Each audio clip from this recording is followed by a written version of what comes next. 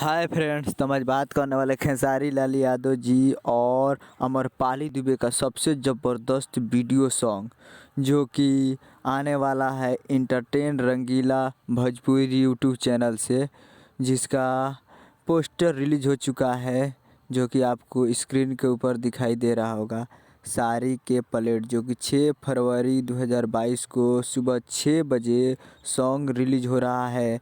आशिकी movie का ये song है और इसमें खेसारी लाल यादव जी और अमरपाली दुबे जी वीडियो में काम की है। तो ये आ रहा है 6 फरवरी 2022 को 6 बजे सुबह में इंटरटेन रंगीला भोजपुरी यूट्यूब चैनल पे। तो आप लोग तैयार रहिएगा कल सुबह। तो हम उम्मीद करता हूँ वीडियो आपको अच्छा लगा होगा। तो हमारे चैनल को सब्सक्राइब करके बेल आइकन प्रेस कर दिए ताकि जो भी लेटेस्ट न्यूज़ खेसारी लाल यादव जी का है हम आप तक पहुंचाते रहें। तो उम्मीद करता हूँ वीडियो अच्छा लगा होगा। तब तक के लिए जय हिंद, जय भोजपुरी।